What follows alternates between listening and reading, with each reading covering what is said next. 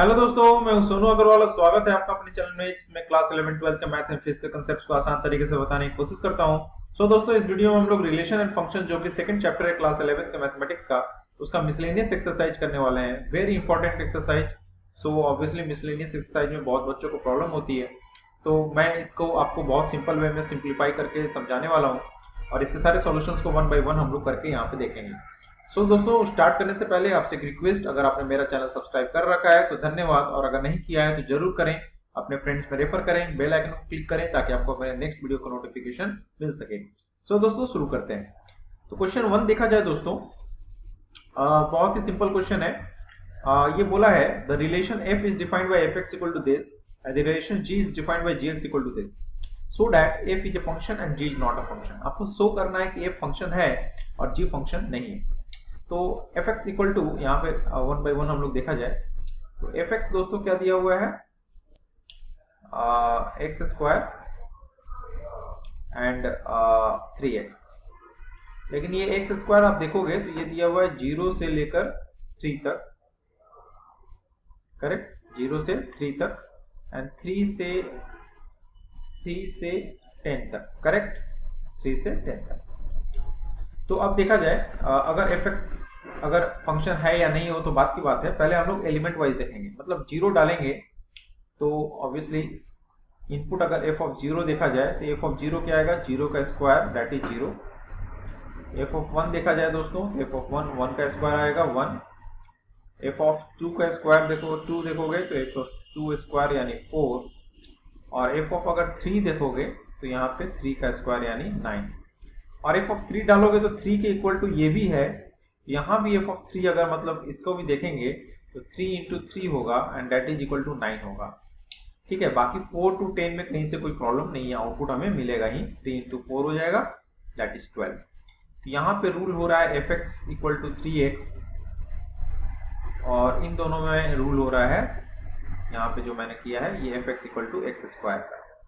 ठीक है, इसमें से देखोगे आप, अगर इसका आप लिखने जाओगे कि fx को एज ए रोस्टर फॉर्म में, ये कैसे आएगा, 0 इनपुट तो 0 आउटपुट, 1 इनपुट तो 1 आउटपुट, 2 इनपुट तो 4 आउटपुट, 3 इनपुट तो 9, एंड फिर से 3 डाले तो 9 ही आया है, एंड फिर 3 डालेंगे, सॉरी 4 डालेंगे तो 12, एंड सो ऑन, मतलब 10 तक जाएगा, है ना। 10 डालेंगे तो आएगा 30, इस तरह से। तो these are the outputs which are we are getting in fx। fx में देखोगे for every distinct inputs there is distinct output। ठीक है, यहाँ पे 3 3 में सिर्फ कंफ्यूजन था आपका, लेकिन दोनों 3 में आप देखोगे 9 9 ही आ रहा है, मतलब इनपुट अगर सेम है तो आउटपुट भी सेम ही आ रहा है, भले फंक्शन यहाँ पे चेंज हो रहा है। ठीक है, तो इस केस में since for every distinct input output is valid and is distinct। ठीक है, तो ये बिल्कुल डिस्टिंक्ट है, therefore fx is a function. क्या बोलोगे, fx इज ए फंक्शन। यहाँ पे कहीं कोई परेशानी नहीं है, ये फंक्शन नहीं होगा, ऐसा कुछ भी नहीं हो सकता यहाँ पे। ठीक है, जहां तक gx की बात है, gx is equal to x square and 3x। यहाँ पे देखो दोस्तों, देखो सेम फंक्शन है, fx जैसा था वैसा ही gx भी डिफाइन किया गया है। इसमें फर्क क्या है, पिछले क्वेश्चन में, पिछले fx में देखोगे यहाँ पे 3 था, है ना, 0 से 3 था और 3 से 10 था, यहाँ 0 से 2 और 2 से 10 कर दिया। तो सिर्फ ये देखो इनपुट का ये चेंज कर देने से आप देखो यहाँ पे ये फंक्शन नहीं रह जाएगा। देखते हैं कैसे। यहाँ पे दोस्तों 2 2 है, बस 2 में आप देखोगे अगर, तो जैसे g ऑफ 0 g ऑफ 1 तो वैसा ही आएगा, लेकिन g ऑफ 2 अगर निकालेंगे इससे, ये आएगा 2 स्क्वायर यानी 4, और यहाँ पे अगर g ऑफ 2 डालेंगे इस वाले में तो 3 इंटू 2 आएगा यानी 6, यानी इनपुट 2 है तो एक में आउटपुट आ रहा है 4 और एक में इनपुट 2, फिर से इनपुट 2 दे रहे हैं तो आएगा 6। तो this is not valid. Same input different output, not valid. Same input different output, है ना, तो ये not valid, it is not a function, this relation is not a function. ठीक है, तो इस तरह से आप इसको प्रूव कर सकते हैं। सेकेंड क्वेश्चन है दोस्तों, if f x equal to x square find f of 1.1 minus f of 1 upon 1.1 minus 1। तो ये भी बहुत इजी क्वेश्चन है actually. F x equal to आपका दिया हुआ है दोस्तों एक्स स्क्वायर, और आपको निकालना है F of 1.1 minus f of 1 upon 1.1 minus 1, correct. तो यहाँ पे देखें 1.1 एफ ऑफ 1.1 मतलब 1.1 का होल स्क्वायर हो जाएगा दोस्तों, और 1 मतलब 1 का स्क्वायर, और ये हो जाएगा 0.1, ठीक है। 1.1 का स्क्वायर होता है 1.21 minus 1 upon 0.1, and that is ये आ जाएगा दोस्तों 0.21 अपॉन 0.1, एंड दैट इज ये आ जाएगा 2.1, ठीक है। इसका आंसर आ जाएगा 2.1। आपको इस तरह से इसको करते हैं, ठीक है। नेक्स्ट क्वेश्चन है दोस्तों, f x equal to x square plus 2x plus 1 upon x square minus 8x plus 12। इसका आपको डोमेन निकालना है। क्या निकालना है दोस्तों? Find the domain of the function f x equal to this. तो देखो दोस्तों, डोमेन निकालने के लिए तो ऑब्वियसली इसका ग्राफ बनाना आप अगर बना सकते हो तो one of the easiest way to see the domain. But यहाँ पे क्या है दोस्तों, इसका ग्राफ बनाना पॉसिबल नहीं है क्योंकि ये दोनों एक दूसरे का रेसिप्रोकल है, सॉरी एक दूसरे का फ्रैक्शन में दिया हुआ है, रेशियो में दिया हुआ है। तो यहाँ पे देखोगे आप तो इसको इस तरह से आपको देखना पड़ेगा। जब भी इस तरह का क्वेश्चन रहता है तो आप देखो यहाँ पे ये भी पॉलिनोमियल फंक्शन है, ऊपर में पॉलिनोमियल है मतलब क्वाड्रेटिक पॉलिनोमियल है, और नीचे भी पॉलिनोमियल है, ठीक है, नीचे भी पॉलिनोमियल है। तो जब दो पॉलिनोमियल फंक्शन एक दूसरे से डिवाइड किए जाते हैं तो polynomial function as polynomial function का अगर डोमेन बोला जाए तो ऑल रियल नंबर होता है, और इस पॉलिनोमियल फंक्शन का भी अगर बोला जाए तो ऑल रियल नंबर होगा। तो obviously real by real is always a real, ठीक है। रियल बाय रियल आपको पता है, division of two real number is also a real number. लेकिन ये तो यानी कि इसका डोमेन रियल नंबर होना चाहिए, लेकिन दोस्तों ये रियल नंबर नहीं होगा। क्यों? क्योंकि ये वो नंबर जिसपे डिनोमिनेटर जीरो हो जाए, डिनोमिनेटर जीरो हो जाए तो उसमें तो एफ एक्स वैलिड ही नहीं होगा यार। डिनोमिनेटर इज जीरो, जिस पॉइंट पे डिनोमिनेटर अगर जीरो हो जाए उस पॉइंट पे एफ एक्स तो वैलिड ही नहीं होगा। F x will not valid, not be valid. तो एफ एक्स जब वैलिड ही नहीं होगा तो वहां पे आउटपुट ही नहीं आएगा, मतलब आउटपुट ही वैलिड नहीं है, मतलब आउटपुट नहीं मिल रहा है, मीन्स वो डोमेन का पार्ट नहीं बनेगा।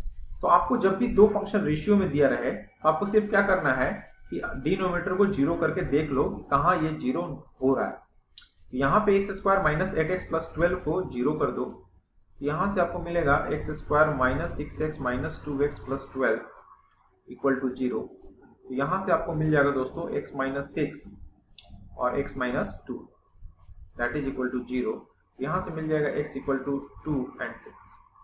यानी कि देखो 2 और 6 पे 2 एंड 6 पे डिनोमिनेटर हमारा जीरो हो रहा है, मीन्स कि ऐसे डोमेन आना चाहिए था होल रियल नंबर, लेकिन 2 और 6 पे डिनोमिनेटर जीरो हो जाएगा, मतलब एफ एक्स वैलिड नहीं होगा।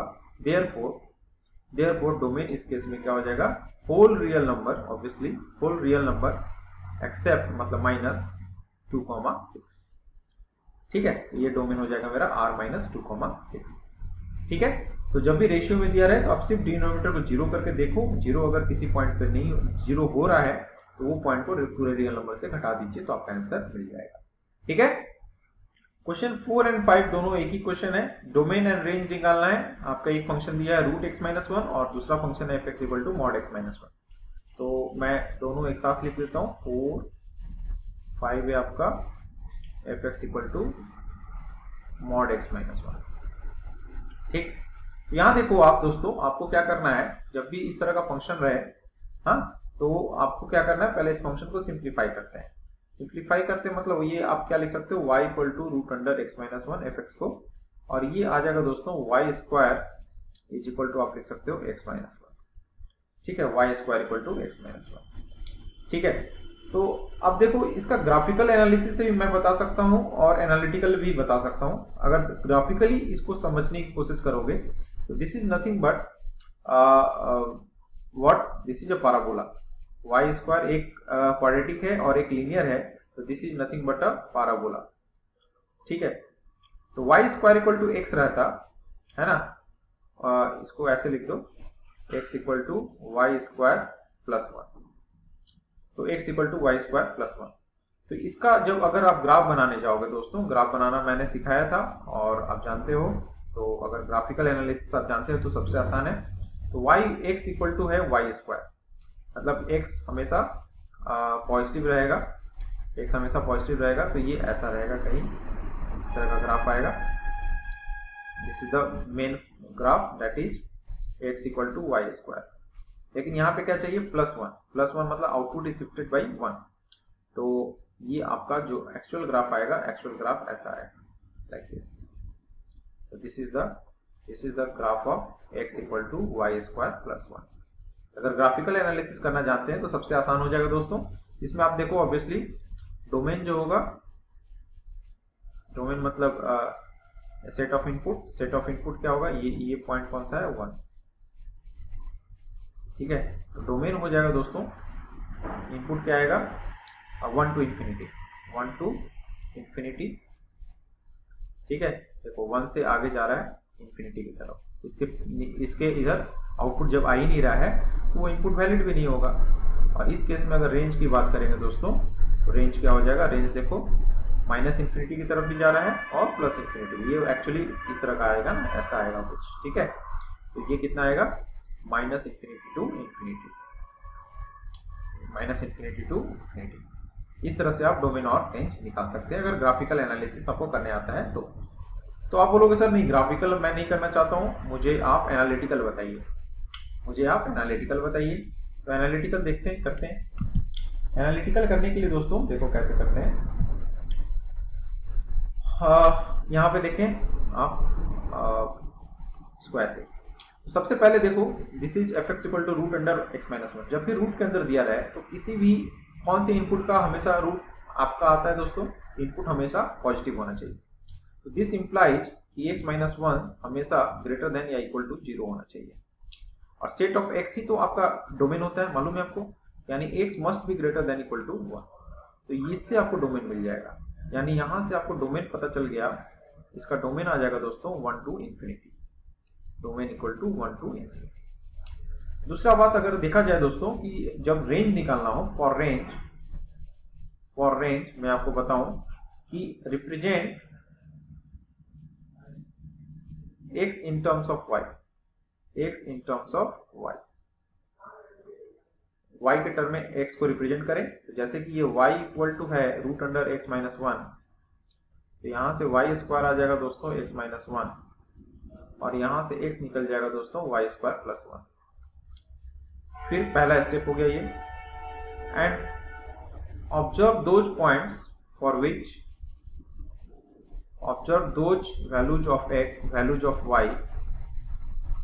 y for which x is valid, just उल्टा, ठीक है। रेंज में क्योंकि सेट ऑफ y देखते हैं, तो y का सेट वो सेट देखना है जिसके कारण से x हमारा वैलिड होगा। x देखो दोस्तों 1 से ऊपर होना चाहिए। तो आप देखो y स्क्वायर कुछ भी रहे, ये 1 या 1 से ऊपर ही आएगा क्योंकि y square is always positive. तो y स्क्वायर प्लस 1, तो डोमेन हमें चाहिए 1 से इंफिनिटी तक x चाहिए। तो y कुछ भी रहे दोस्तों, y कुछ भी रहे, हमेशा x 1 या 1 से ज्यादा ही आएगा क्योंकि y स्क्वायर प्लस 1 है। इसलिए इसका रेंज आ जाएगा दोस्तों, रेंज आ जाएगा माइनस इंफिनिटी टू इंफिनिटी, यानी whole real number, that is equal to whole real number. तो इस तरह से डोमेन और रेंज निकाला जाता है, ठीक है। क्वेश्चन 5 में अगर देखोगे आप दोस्तों कि f x equal to mod of x minus 1 है, ठीक है। इसका अगर आपको ग्राफ बनाना है ना, मॉड ऑफ एक्स माइनस 1 का ग्राफ अगर आपको चाहिए, that is y equal to mod of x minus 1। तो x, तो मॉड x का ग्राफ तो दोस्तों क्या होता है, लाइक दिस। और since input is shifted by 1 then mod is given. So जब -1 से होता है तो ये इस तरह से आ जाएगा +1 से, लाइक दिस। तो this is the graph of mod of x minus 1, and ये 1 हो जाएगा, -1 सॉरी, ठीक है। Input is -1, so sorry, input is -1, तो ये हो जाएगा दोस्तों +1 की तरफ, ठीक है, ऐसे, ठीक है। तो डोमेन इसका हो जाएगा domain whole real number, and range आ जाएगा दोस्तों 0 टू इंफिनिटी, लाइक दिस, ठीक है। आप एक बार